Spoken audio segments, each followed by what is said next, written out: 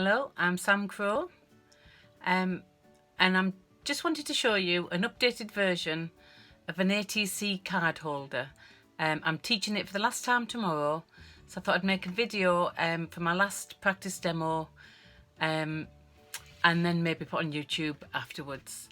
I do my workshops a couple of times, and then I'll put them on video and for all to see. Well, not all of them, some of them. So I'll be doing a few voiceovers on this video because I need to shorten it a little bit. And of course, if you speed it up, your voice sounds a little bit funny. So let's have a go. So what I'm showing you here is the measurements of the card. So the black card is 8 inches by 9 inches. And then you just fold it in half. And that gives you the flap. And the white, you want 2 pieces of white card. 3 3/4 inches by 8 3/4 inches, and then that's all you need to start. So on this little bit here, I'm just basically showing you how you make the base. When I first made the first one, I put 2 pieces of card together and did a hinge, which makes it stronger. But for the project that it is, it doesn't really need that. Folding the black in half is enough, and then obviously it outlines the white as well, which makes it look nice. And then this is the insert I'm showing you here. This is how you would store your ATCs.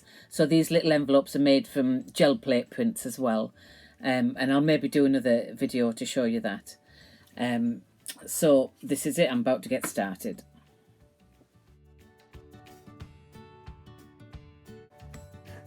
So here I'm just setting up my my card, getting my Viva paints out. I'm talking to you a little bit about the paints themselves. They're quite new to me. I do like them, and they work really nice on the gel plate as well. You can make them translucent, but you can have them a little bit thicker as well. They're a little bit more runny than the ones I'm used to, but I just like the colours. They're really nice colours. So and I get these from Clouty Stamp. So this is what I'm doing. I'm saying here to just do it randomly. Don't have it too symmetrical. It's supposed to look random because when we do the stamping, we want that to look all angles, so that whichever way you put the card, it looks like it's the right way up.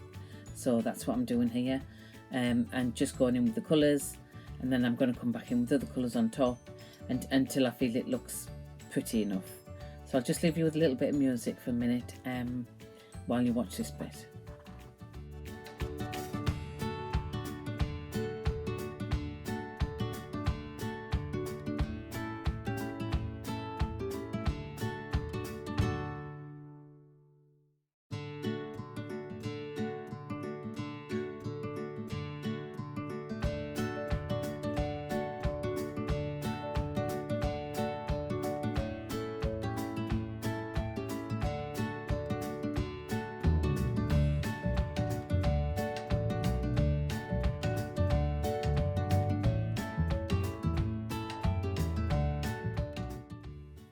So on this bit here, I'm coming in with the other colours. As you can see, I'm just putting patches on. I want it to look patchy.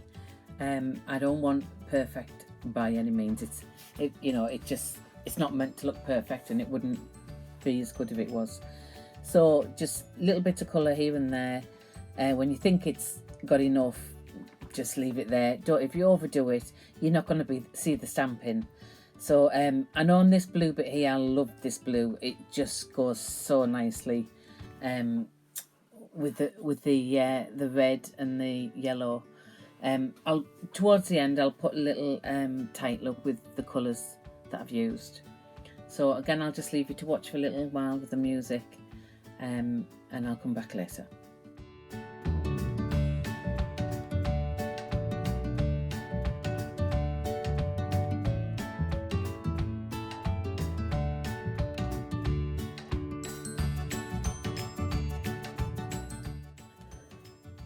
Hi, so I just thought I'd pop in with the name of the colours actually.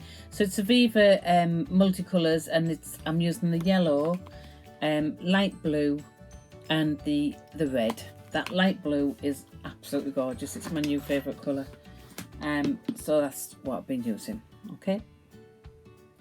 So the next step here is to paint the background. Now, I painted the background before I did the stamping. Sometimes I do it the other way around.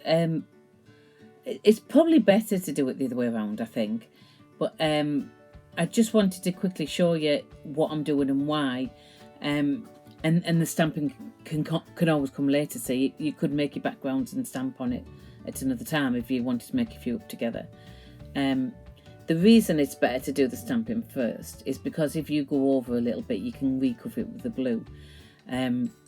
But it doesn't really it doesn't matter that much. I probably do it different every single time I do it, and I've done it quite a few times now. So on the blue, what I'm trying to say here, you can tell I'm talking to you when I point the paintbrush at you. So, but I've had to delete all that so I can speed it up.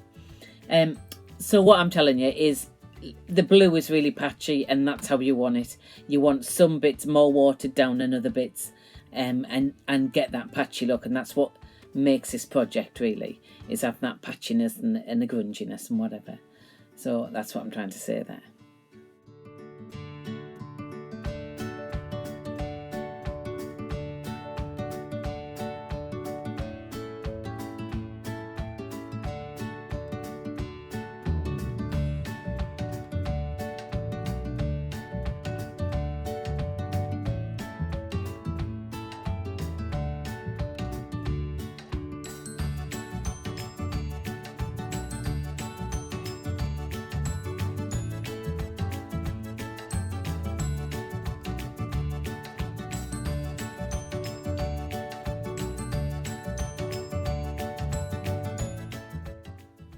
So next it's this stamping.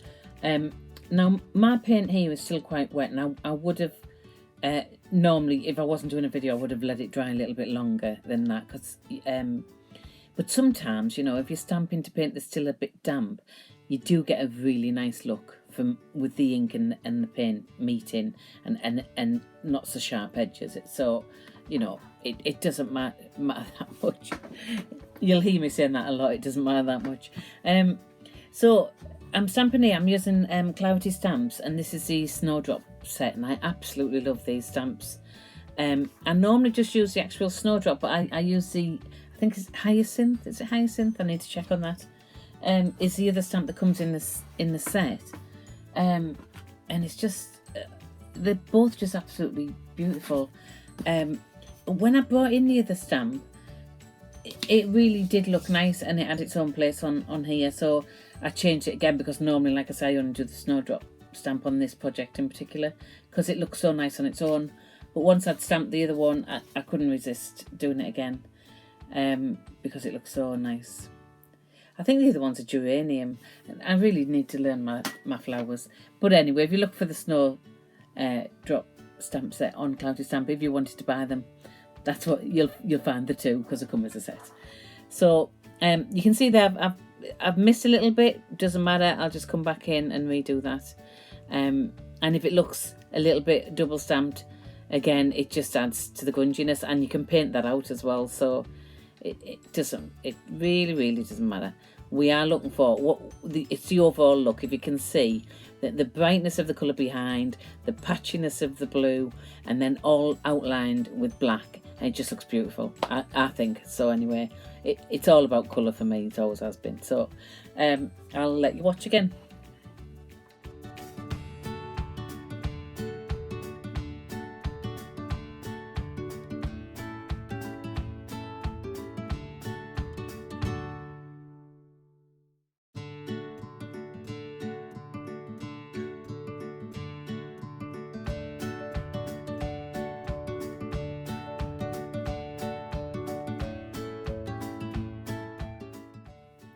So there you can see I've just pointed out that, you know, I didn't mask off my shapes, and I've gone over onto the blue, but that's okay, because I'll be doing some edges and I can disguise that.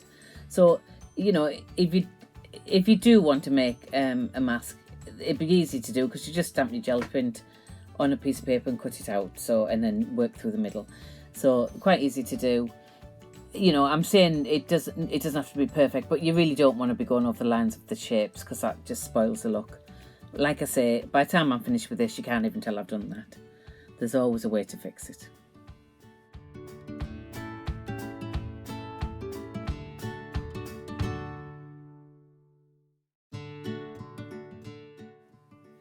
talking of always a way to fix it. On here I'd messed the stamp up. I didn't realise until I'm watching the video actually that you couldn't even see that I should have just left it. I shouldn't have tried to wipe it. So what I've done, I've gone back over it with paint. I'll let that dry a little bit and then I'll come back over it again and sort it out later. With paint, that's what I do love about paint. You can blot anything out that's wrong and start again. So, because even if I got too much red on that section, I could come back in with the yellow when the red's dry.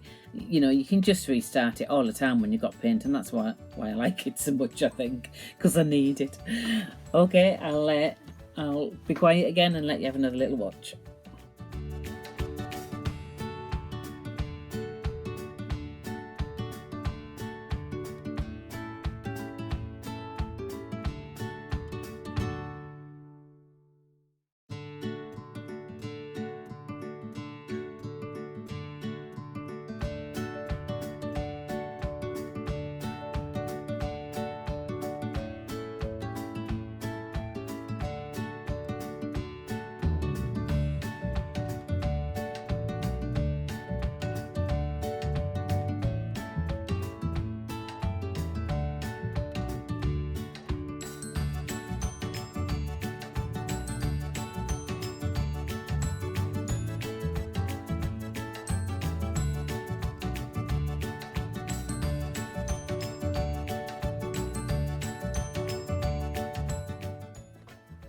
So here I've got another one out, my original one out to show you, just because to show you the doodling. Here I'm talking about scribbling around it. It takes a lot of confidence really to scribble. I'm sure a lot of you will understand that. And to scribble with a biro on top of something like that, the first time I did it, I was a little bit nervous of it. But when I first do a project, I push it to the limits, and if I spoil it, I try and fix it. And if I don't spoil it, I do discover some really neat stuff. So I always like to push it to the limits, otherwise I won't learn anything new at all. So with the biro, I was just being really brave, and I thought this is either going to absolutely ruin it or it's going to add to the effect, and I think it added to the effect because it is a biro and it does look different on there. And I just literally scribbled around. You can see it's like just scribbly lines, but it looks really nice, I think, anyway. So so that's what I'm doing there, and then I'm bringing out the white pen. I'm going to have a little doodle with the white pen as well, just to highlight some bits. And on the black bit here, do you know when your white pens are running out, or they're not flowing very well and a little bit scratchy? If you've got one like that, it's perfect for this that I'm doing now on the black. Because if you have that scratchy look over the black, it gives it a really lovely embedded look as well. The pen I'm using here, it was too good, and it's typically always worked too well when you don't want them to, don't they? But anyway, you know, like I say, an older pen sometimes, or a pen that's not working so great, would be better for this project here. So I'll get you back to the music.